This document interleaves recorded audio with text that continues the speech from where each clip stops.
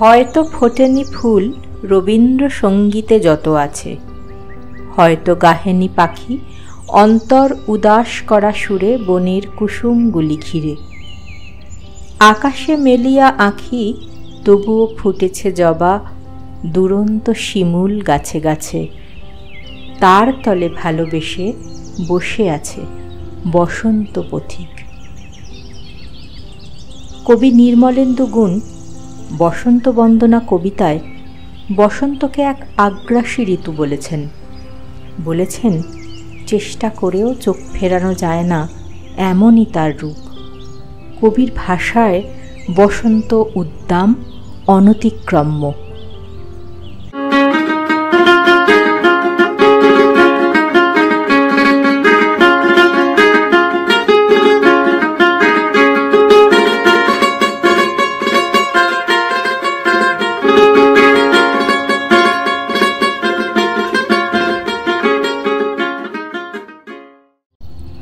বসন্ত শুধু পলাশের নয়, বসন্ত শুধু শিমুলেরও নয়, বসন্ত ঘেঁটু ফুলেরও। অনাদরে ফুটে থাকা একটি ফুলের নাম ঘেঁটু। শহুরে কোলাহল ছাড়িয়ে একটু দূরে গেলেই এখনও ঘেঁটু ফুলের ঝোপ চোখে পড়ে।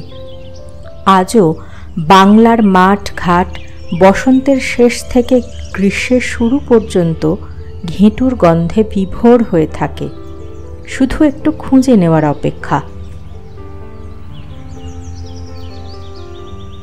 বসন্তের গন্ধ নিয়ে ফাল্গুন চৈত্রে গুচ্ছ গুচ্ছ সাদা ঘেঁটু ফুলে মাঠ ছেয়ে থাকে। একটি ডাঁটিকে ঘিরে সাদা ফুলগুলি মন্দিরের চূড়োর মতো ফুটে থাকে। ফুলের ভেতর উঁকি দেয় সরু সরু পুংকেশর, ঠিক যেন বাহারি শিফন সুতো। বাংলা সাহিত্যে, কবিতায় এবং গল্পে বিভিন্ন স্থানকালের বর্ণনায় বারবার উঠে এসেছে এই ফুলের নাম। সেই যে জীবনানন্দ দাশ বলেছিলেন বেহুলার কথা, ছিন্ন খঞ্জনার মতো যখন সে নেচেছিল ইন্দ্রের সভায়, বাংলার নদী মাঠ ভাঁটফুল ঘুঙুরের মতো কেঁদেছিল তার পায়ে। জীবনানন্দের এই ভাঁটফুলই বিভূতিভূষণের আরণ্যকে ঘেঁটু ফুল। ঘেঁটু ফুলের নাম পৌরাণিক কাহিনীতেও পাওয়া যায়। প্রাচীন বাংলার বারব্রত উৎসবে ঘেঁটু পুজো বা ঘেঁটু সংক্রান্তির খোঁজ মেলে। উত্তর ২৪ পরগনার বিভিন্ন গ্রামাঞ্চলে ঘেঁটু ঠাকুরের পুজো হয় ফাল্গুন মাসের সংক্রান্তিতে। এই পুজো বা ব্রত পালন প্রসঙ্গে প্রচলিত পৌরাণিক গল্পটা আপনাদের বলবো। এক সময় স্বর্গের দেবকুমার বড়সড় কোনো অপরাধের কারণে ভগবান বিষ্ণুর কোপে পড়েন। বিষ্ণুর অভিশাপে দেবকুমারকে স্বর্গ ছেড়ে জন্মগ্রহণ করতে হয় পিশাচকুলে। তখন তার নাম হয় ঘণ্টাকর্ণ। মর্তে চর্মরোগের অপদেবতা হিসেবে পূজিত হয় এই ঘণ্টাকর্ণ বা ঘেঁটু ঠাকুর। মর্তের লোকবিশ্বাস, ঘেঁটু ঠাকুরের পুজো করলে নাকি চর্মরোগ থেকে মুক্তি পাওয়া যায়। এই ঘেঁটু ঠাকুর বা ঘণ্টাকর্ণ ছিলেন শিবের বিশ্বস্ত রুদ্রানুচর এবং প্রবল বিষ্ণু বিদ্বেষী। দেবী শীতলার সাথে এনার বিয়ে হয়। বসন্ত রোগের নিরাময়ের জন্য যেমন দেবী শীতলার পুজোর প্রচলন আছে, তেমনি ঘেঁটু বা ঘণ্টাকর্ণ হলেন চর্মরোগের দেবতা। ঋতু পরিবর্তনের সময় শিশুদের বিভিন্ন চর্মরোগ থেকে মুক্তি পেতে ঘেঁটু ঠাকুরের পুজো করা হয়। আসলে ঘেঁটু গাছের পাতায় ফ্ল্যাভোনয়েড নামক এক ধরনের রাসায়নিক আছে, যা ক্যান্সার এবং বিভিন্ন অভ্যন্তরীণ রোগ ব্যাধি ও চর্মরোগ নিরাময়ে ব্যাপকভাবে কার্যকরী। আয়ুর্বেদ চিকিৎসায় অনেক আগেই এই গাছের ভেষজ গুণাগুণ আবিষ্কৃত হয়েছিল। পুজো পার্বণের মাধ্যমে সচেতনতা বৃদ্ধি করে পৌরাণিক কাল থেকেই এর ব্যবহার হয়ে আসছে।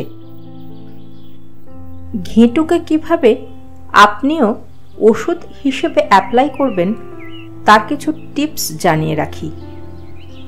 এটি একেবারেই পার্শ্ব প্রতিক্রিয়াহীন একটি ঔষধি। 1 চামচ ঘেঁটু পাতার রসে 3-4 চামচ জল মিশিয়ে সকালে খালি পেটে খাওয়ালে শিশুদের কৃমি নিরাময় হয়। শরীরের যে কোনো জায়গায় দাঁত বা ঘায়ের ওপর ঘেঁটু পাতা বেটে প্রলেপ লাগালে সেই রোগেরও উপশম হয়। বিছের কামড়ে ঘেঁটু পাতা বা কাণ্ড থেঁতো করে রস লাগালে সঙ্গে সঙ্গে যন্ত্রণা কমে। ঘেঁটু বা ভাট ফুলের ভেষজ গুণাগুণ যদি ছেড়েও দিই, তাহলেও বলবো এই ফুলটি মিষ্টি গন্ধ ছড়িয়ে গ্রামের পথে পথে বসন্তের জয়গান গেয়ে বেড়ায়। বর্তমানে নগরায়নের কবলে পড়ে ঘেঁটু ঝোপের জীবন কিন্তু বিপন্ন। হয়তো কিছু বছরের মধ্যেই ফুলটি সম্পূর্ণ নিশ্চিহ্ন হয়ে যাবে, কিন্তু ফুল ফুটুক না ফুটুক বসন্ত তো আসবেই। তাই এই বুনো ফুলের কাছে কৃতজ্ঞতা থেকে আমরা বন্দনা করলাম এবারের বসন্তের।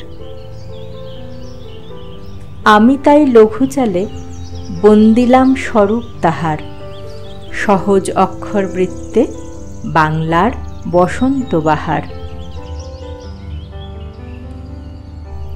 পাশে থাকার জন্যে অনেক ধন্যবাদ। ভালো লাগলে চ্যানেলটি সাবস্ক্রাইব করুন।